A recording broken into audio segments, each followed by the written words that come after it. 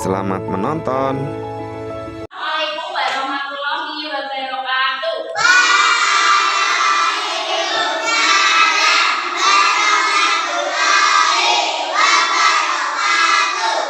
Selamat pagi anak-anak.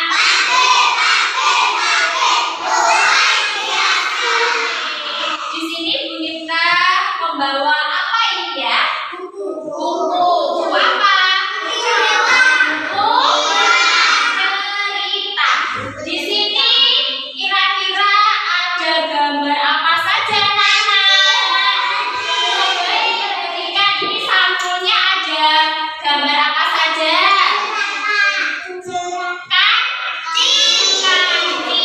Kancil sama apa ya? Apa onta? Masa ini onta? Siput. Di sini ada kancil sama siput. Kira-kira ini ada di mana ya? Di mana? Di hutan. Kok kalian bisa tahu kalau ini di hutan? Oh, sudah pernah ada yang membaca cerita ini. Kira-kira kalian bisa membaca ini apa atau judulnya buku cerita ini? Mbak Iin coba dibaca apa judulnya?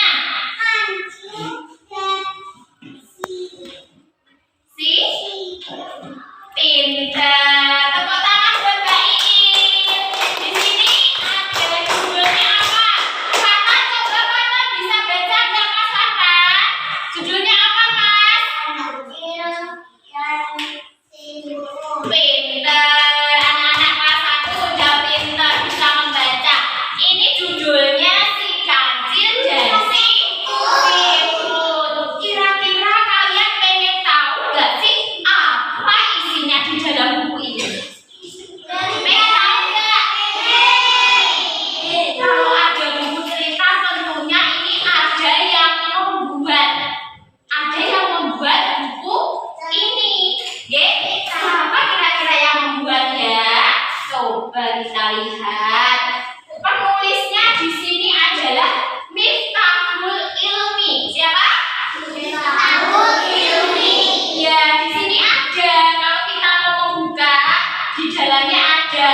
Terus di sini kok ada gambar, Bu? Terus sampulnya juga bagus sekali, warna-warni ya. Bagus. Ini juga ada yang membuat. Yang membuat ini gambar, terus yang mewarnai ini juga ada. Siapa ini? Coba kita lihat. Yang membuat gambar itu namanya ilustrator.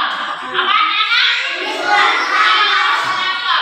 Ilustrator itu yang bertugas membuat gambar biar warna-warni bagus, yang membaca juga senang. Oke? Yuk kita mulai ceritanya. Kalian dengarkan ya. Oke. Pada suatu hari, si kancil nampak ngantuk sekali. Kalian pernah ngantuk? Gimana ngantuk? Ngantuk, lemas ya. Matanya serasa berat sekali. Untuk dibuka, si kancil nampak sesekali menguap. Menguap itu apa, Kak? Menguap itu apa? Menguap itu ngantuk ya. Menguap. Pernah kalian? Terus karena hari itu cukup cerah, si kancil merasa rugi jika menyia-nyiakannya. Ia mulai berjalan-jalan menelusuri hutan untuk mengusir rasa kantuknya. Sampai di atas sebuah bukit, si kancil berteriak dengan sombongnya. Wahai penduduk hutan, akulah hewan yang paling cerdas, cerdik, dan pintar di hutan ini. Tidak ada yang bisa menandingi kecerdasan dan kepintaranku, teriak si kancil dengan sombongnya. Terus sambil membusungkan dada, wah, ini apa tadi?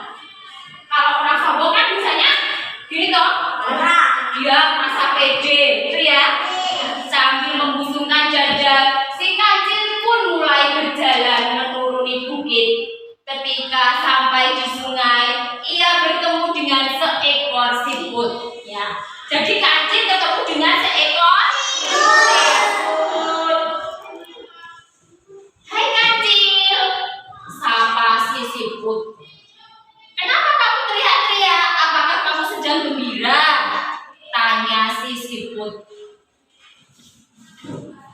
Tidak, aku hanya ingin memberitahukan pada semua penghuni hutan kalau aku ini hewan yang paling cerdas, cerdik, dan pintar.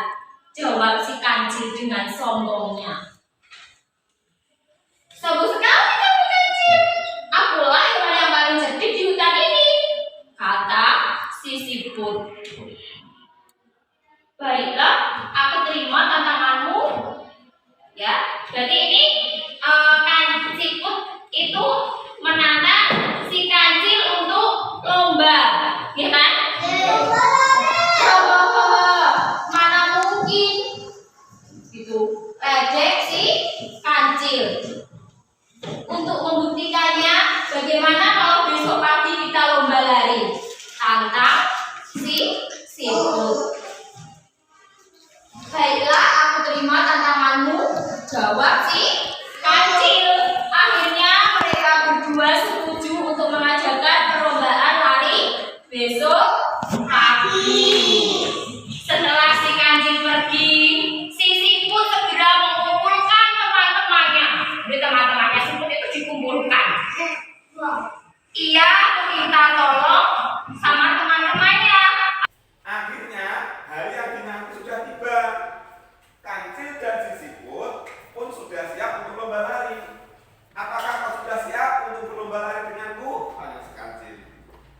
Tentu saja sudah, dan aku pasti menang, jawab siput. Siputnya menjawab, kalau pasti menang. Kemudian si siput mempersilahkan kancil untuk berlari dahulu dan memanggilnya untuk memastikan sudah sampai mana si siput. Kancil berjalan dengan santai dan merasa yakin kalau dia akan menang. Setelah beberapa langkah, si kancil mencoba untuk memanggil si siput. Siput, sudah sampai mana kamu? Teriak si kancil. Dipanggil siputnya. Aku ada di depanmu, teriak si siput. Kancil terheran-heran dan segera mempercepat langkahnya. Kemudian ia memanggil si siput lagi dan si siput menjawab dengan kata yang sama. Aku ada di depanmu. Itu jawab siput. Akhirnya kancil terus berlari, tetapi setiap ia panggil si siput, ia selalu mundur dan berkata, kalau dia ada di depan kancil. Keringat kancil bercucuran, kakinya terasa lemas, dan nafasnya tersengal-sengal. Gimana nafas tersengal-sengal? Terus kancil berlari terus sampai akhirnya dia melihat garis finish. Melihat garis finish berarti artinya perlombaan sudah akan selesai. Wajah kancil sangat gembira sekali karena waktu ia memanggil si siput sudah tidak ada jawaban lagi. Dipanggil tidak jawab, tadi kan dipanggil aku di depanmu gitu loh. Sekarang kok nggak jawab. Kancil merasa bahwa dialah pemenangnya dari perlombaan lari itu. Kemudian betapa terkejutnya si kancil karena dia melihat si siput sudah duduk di bangku dekat garis finish. Kok sudah di garis finish ya? Terus, hai kancil, kenapa kamu lama sekali? Aku sudah sampai dari tadi, teriak si siput. Loh, kok duluan si siput ya? Dengan menundukkan kepala, si kancil menghampiri si siput dan mengakui kekalahannya. Akhirnya kancil mengakui kekalahannya. Terus, makanya jangan sombong. Kamu memang cerdik dan pandai, tapi kamu bukanlah yang terpandai dan cerdik, kata si siput. Terus, ya maafkan aku siput, aku tidak akan sombong lagi, kata si kancil. Kemudian kancil menyadari kesalahannya. Kancil menjadi hewan yang baik. Terus dan siput juga berteman baik dengan kancil. Akhirnya semua berakhir bahagia. Akhirnya semua berakhir indah. Dari cerita ini, apa yang tidak boleh dilakukan anak-anak tadi? Sombong, nggak boleh ya kita sombong ya. Iya, harus menghargai orang lain. Tidak boleh menyombongkan diri. Jadi ya, kita tidak boleh sombong ya. Ya, kita harus berteman dengan siapa saja. Tidak boleh bertengkar, tidak boleh sombong. Jelas?